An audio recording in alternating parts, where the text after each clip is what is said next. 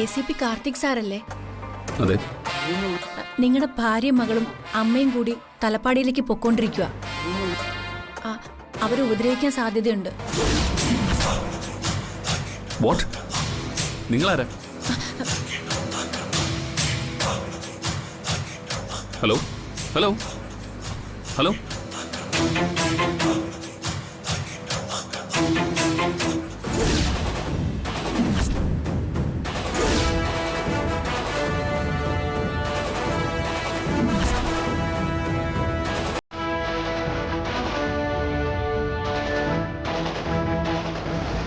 സീക്കുട്ടാ, thanks കേട്ടോ. ശരി madam.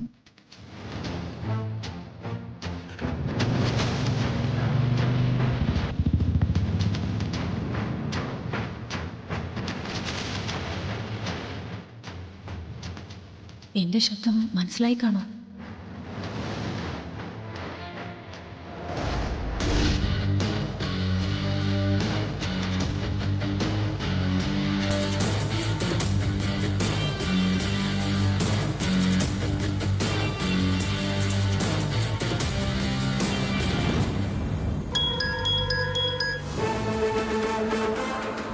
ACP Karthik ആണ്.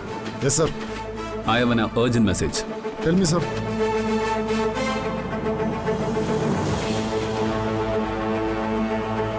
Yes sir. Okay, do what I said. Okay. കേറിക്കോ വേഗം.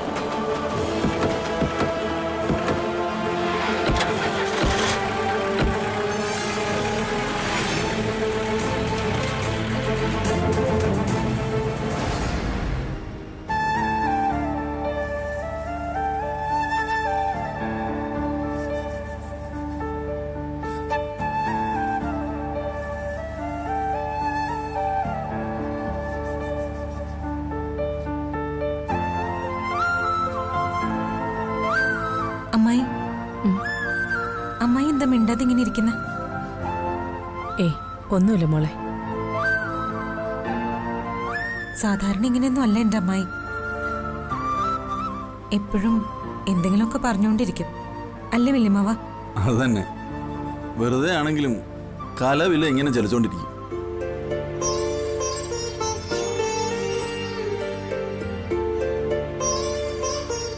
എന്താ അമ്മായി ഇങ്ങനെ? സന്തോഷായിട്ടിരിക്കുക. എനിക്ക് തമാശ പറയുകയും വഴക്കുണ്ടാക്കുകയും ചെയ്യുന്ന ആ അമ്മായിയാ ഇഷ്ടം.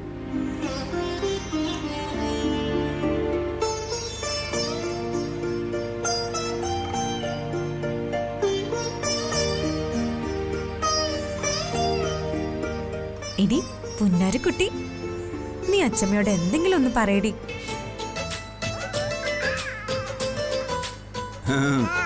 വർത്താനം പറയാൻ തുടങ്ങിയ പിന്നെ കുഞ്ഞു സാവിത്രി ശരിയാക്കും. അച്ഛമ്മയും കൊച്ചുമോളും പിന്നെ വാതൊരാതെ കുസ്തിയായിരിക്കും.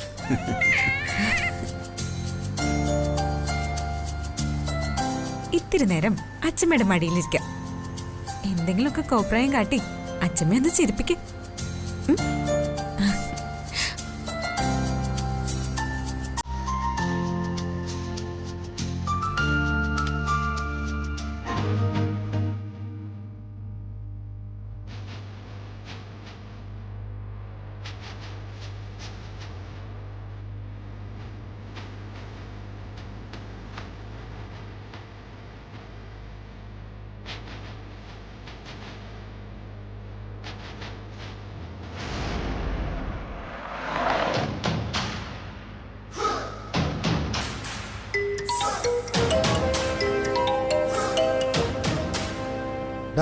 വൈശാഖ സാറാ വിളിക്കുന്നത്. ഞാനൊന്ന് സംസാരിക്കട്ടെ. ശരി. Hello sir. എവിടെയാണോ നിങ്ങൾ? ഞങ്ങളിതാ വന്നോണ്ടിരിക്കുകയാണ്. ഒന്ന് വേഗം വാ. കുഞ്ഞിനെ തട്ടിക്കൊണ്ട് പോവുക നമ്മുടെ ലക്ഷ്യം. അത് തടയാൻ ശ്രമിക്കുന്നവർക്കിട്ട് ഓരോന്ന് കൊടുത്തേക്ക്. ഞാൻ ഈ തലപ്പാടിയിൽ കാത്തു നിൽപ്പുണ്ട്. ശരി സാർ.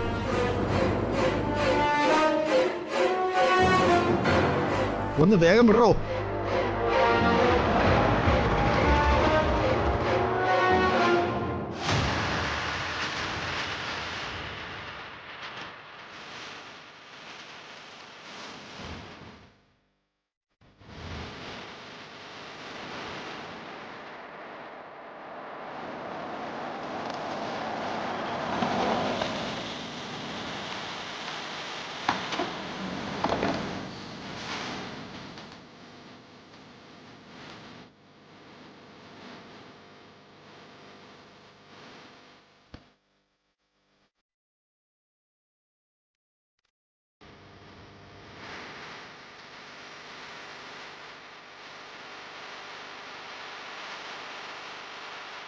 പിന്നെ അവർ വന്നാലുടനെ കുട്ടിയെ തട്ടിയെടുത്ത് എൻ്റെ കയ്യിലോട്ട് തന്നു.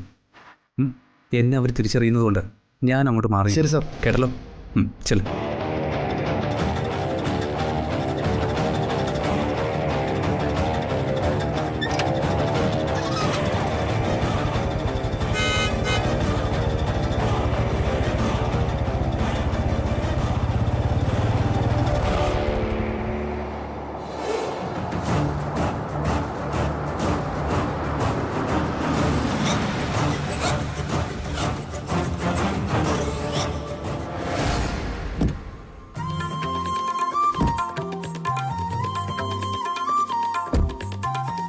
വാ.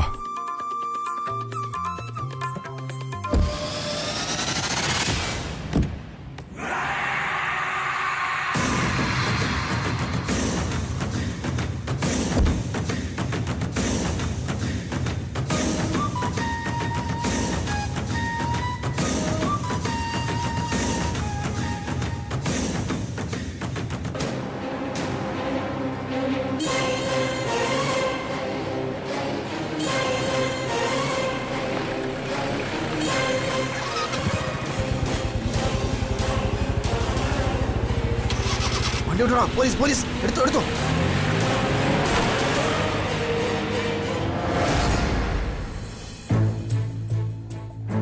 എന്താ?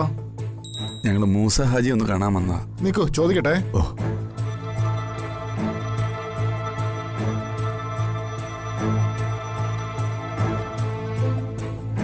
വന്നോളൂ. അദ്ദേഹം അകത്തേക്ക് ചെല്ലാൻ പറഞ്ഞു. ഓ, വാ.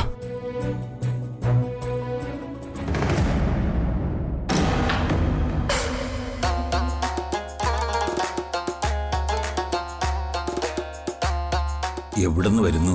ഞങ്ങൾ ശംഖുമുഖത്തുനിന്ന് വരിക. ചെമ്പകമംഗലത്തെ. ചെമ്പകമംഗലത്തെ രാജലക്ഷ്മി അമ്മയുടെ? ഇത് മകൾ സാവിത്രി. ഞാൻ സാവിത്രിയുടെ ഭർത്താവ്. അത് മൂത്ത മകൻ ജയറാമിന്റെ മകൾ. മറ്റേത് കൊച്ചുമകൾ. ഇരിക്കെ. എന്താ പ്രശ്നം? ഭാര്യയ്ക്കാ പ്രശ്നം.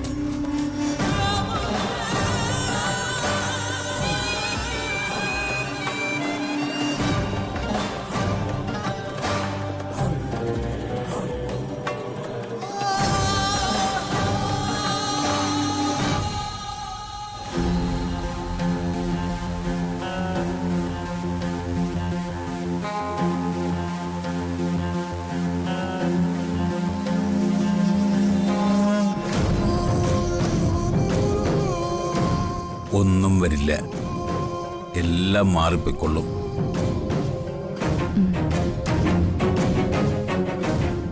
നിങ്ങൾ പൊയ്ക്കൊള്ളൂ. ശരി. ശരി. പോയിക്കോ.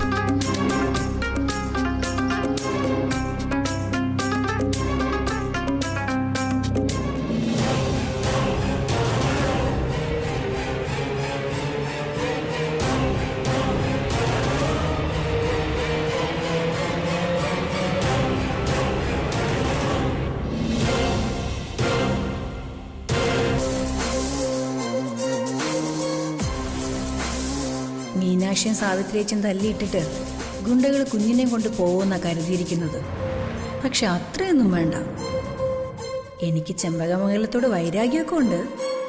പക്ഷേ നീ അത്രയ്ക്കങ്ങ് വിളയണ്ട.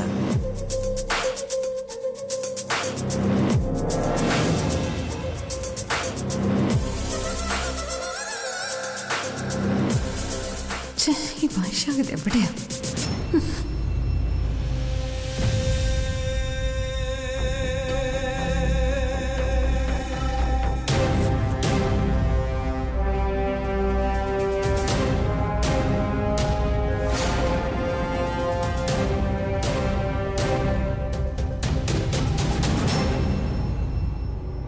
എന്താടി നീ കൂട്ടിലടച്ച വരികിനെ പോലെ അങ്ങുങ്ങ് നടക്കുന്നെ?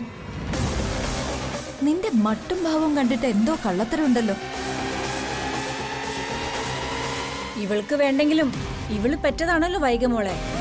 കുഞ്ഞു മീനാക്ഷിയുടെ കയ്യിലല്ലേ. ആരെങ്കിലും തട്ടിക്കൊണ്ടു പോകുന്നു പേടിച്ചിട്ടായിരിക്കും ഇവളുടെ ടെൻഷൻ. ഇവർക്ക് വല്ലതും മനസ്സിലായിട്ടുണ്ടോ? ഇവരെനിക്കിട്ടൊന്ന് താങ്ങിയതാണല്ലോ. എന്താ വല്ല വഴക്കുവാണോ? ഒന്നുമില്ലമ്മേ, ഇവൾക്ക് എന്തോ ഒരു ടെൻഷൻ ഉള്ളത് പോലെ. എന്താന്ന് ഞാൻ ചോദിച്ചതാ. ടെൻഷനോ? ഹാ, എന്നാ ഇവൾ എന്തോ ഉദ്ദേശിച്ചിട്ടുണ്ട്.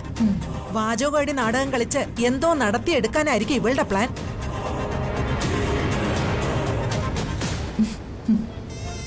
വിഷം അടിച്ചാലേ എല്ലായ്പ്പോഴും രക്ഷപ്പെട്ടൊന്നും വരില്ല. അത് ഓർത്താ നല്ലത്.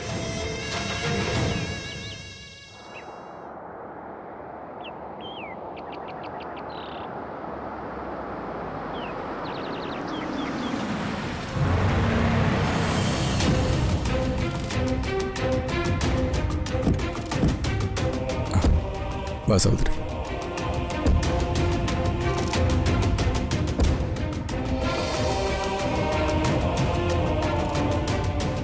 വാ.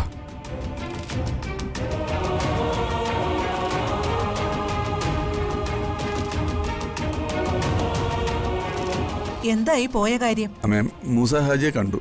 അദ്ദേഹം വേണ്ടത് ചെയ്തിട്ടുണ്ട്. എന്താ ഉണ്ടായതെന്ന് അറിയില്ലല്ലോ. അവിടെ വെച്ചും ഞങ്ങൾക്ക് നേരെ ഒരു അറ്റാക്ക് ഉണ്ടായേനെ.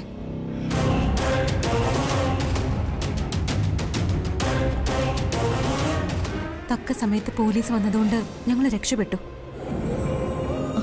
അയ്യോ,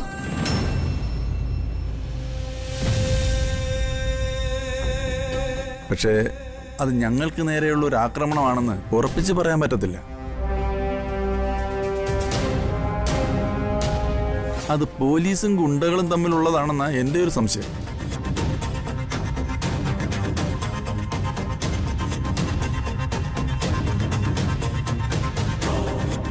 മൂസ ഹാജി ശ്രമിച്ചിട്ടും സാവിത്രിയിൽ നിന്ന് ആ ബാധ പോയതായി തോന്നുന്നില്ലല്ലോ. ആ അതെ, സാവിത്രിച്ചിക്ക് ഒരു കുറവും തോന്നുന്നില്ല. ആ അതെ, നമുക്ക് ഏതെങ്കിലും മന്ത്രവാദിയെ വിളിപ്പിച്ചാലോ?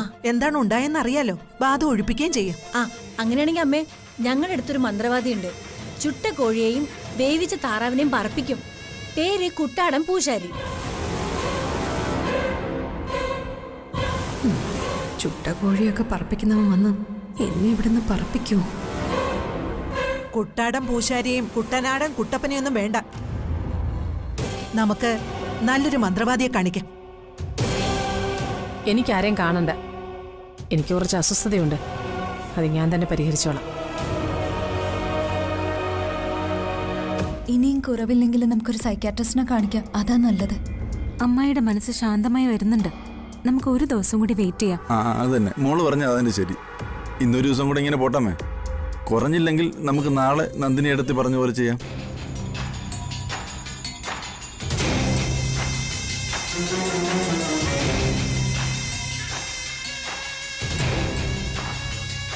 ഇവൾക്ക് വല്ലതും മനസ്സിലായിട്ടുണ്ടോ?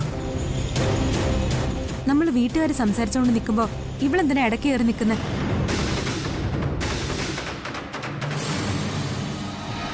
എത്ര ചീത്ത കേട്ടാലും തൃപ്തി വരാത്തവരോട് എന്തു പറയാനാ മോളെ?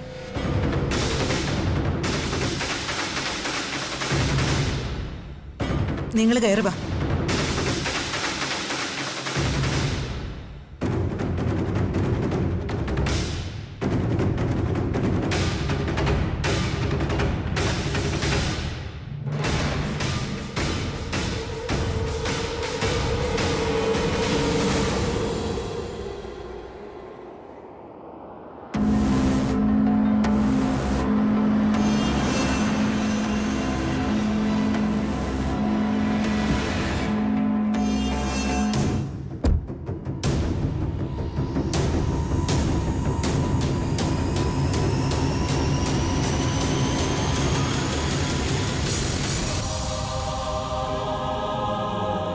കാർത്തിക് ശബ്ദം മനസ്സിലാക്കിയിട്ടുണ്ടാവോ? മനസ്സിലാക്കിയിട്ടുണ്ടെങ്കിൽ പിന്നെ ഇവിടെ ജീവിക്കണ്ടോ? എന്താ ഇങ്ങനെ തുറച്ചു നോക്കുന്നത്? ഞാനേ നിന്റെ സൗന്ദര്യം ആസ്വദിച്ചതാ. ഓ, അപ്പൊ എന്റെ സൗന്ദര്യത്തിൽ അസൂയുണ്ടല്ലേ? ഛേ, മീനാക്ഷി, എന്താ ഏട്ടാ? നിനക്കും അമ്മയ്ക്കൊന്നും ഒരു അപകടം ഉണ്ടായില്ലല്ലോ? ഇല്ല. ആ മൂസഹാജിയുടെ വീടിന്റെ അടുത്ത് ചെന്നപ്പോ കുറെ പേരെ പോലീസിട്ട് ഓടിക്കുന്നത് കണ്ടു. അത് ഗുണ്ടകളായിരുന്നു. അയ്യോ,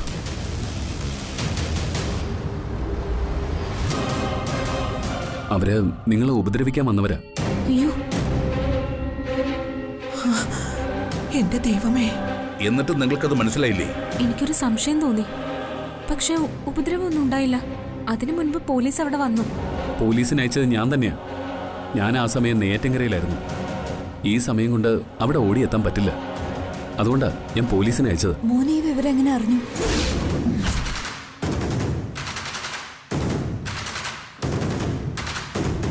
അതാ ദൈവമേ എൻ്റെ സംശയം. നിങ്ങളെ ആക്രമിക്കാൻ പോവുകയാണെന്ന് ആരോ എന്നെ ഫോൺ ചെയ്ത് അറിയിച്ചു.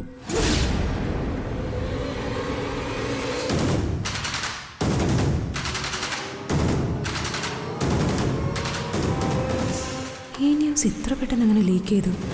ആരിതിവനെ അറിയിച്ചു? ഇവരിത് ചെയ്യില്ല. ഇവക്ക് മീനാക്ഷിയോട് കടുത്ത പകയുണ്ട്. അതാരായിരിക്കും അങ്ങനെ ഫോൺ ചെയ്തത്? ശബ്ദം മാറ്റിയ അയാൾ സംസാരിച്ചത്.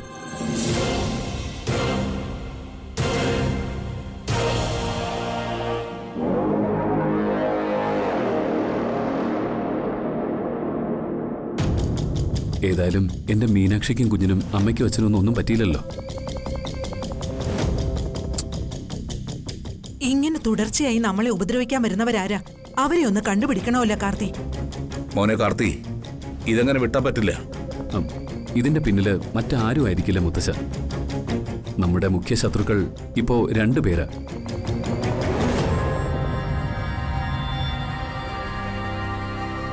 ഒന്ന് ഇന്ദ്രജ അമ്മായി, മറ്റൊന്ന് ആ ഗജ ഫ്രോഡ് വൈശാഖ.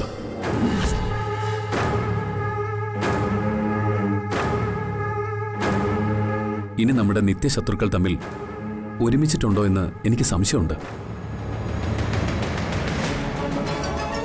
എനിക്ക് വേറെ പല സംശയങ്ങളും ഉണ്ടിപ്പോ. അമ്മയുടെ സംശയങ്ങളൊന്നും അങ്ങനെ തെറ്റാറില്ല. സംശയങ്ങൾ എന്തെങ്കിലും ഉണ്ടെങ്കിൽ കാർത്തിയോട് പറഞ്ഞൂടെ മോളെ? അവൻ നിന്റെ മകൻ മാത്രമല്ല, പോലീസുകാരനും കൂടിയാ.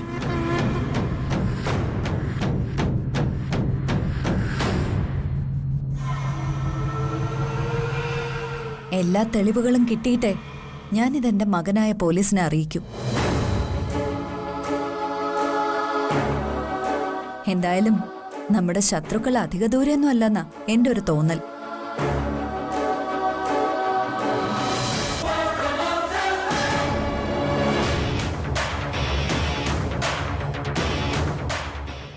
മീനാക്ഷി, എന്നെ അറിയിക്കാതെ എന്റെ മീനാക്ഷി എവിടെയും പോകരുത്.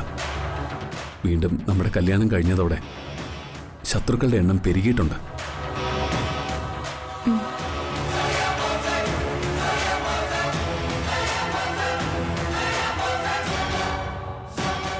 ഇവന് ഇവൾക്കും കുഞ്ഞിനും വലിയൊരു കാവലാണല്ലോ, വലിയൊരു മതില് പോലെ.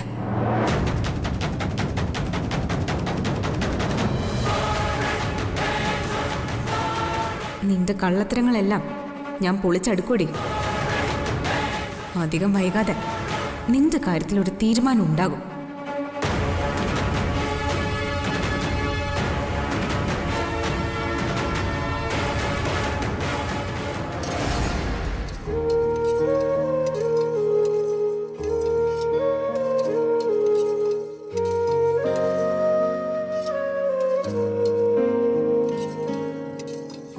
ഇതെന്താ കിച്ചണില്? എന്താ നീ ഉണ്ടാക്കുന്നത്? ഇത് ശർക്കര പായസം. ശർക്കര പായസം? ഇന്നെന്താ, എന്തെങ്കിലും വിശേഷമുണ്ടോ? വിശേഷ ദിവസമൊന്നും ആയിട്ടല്ല അമ്മ. ഇന്ന് വലിയൊരു അപകടത്തിൽ നിന്നും ഏട്ടൻ ഞങ്ങളെ രക്ഷിച്ചതല്ലേ, അതിന്റെ സന്തോഷത്തിലാ ഈ പായസം വെച്ചത്.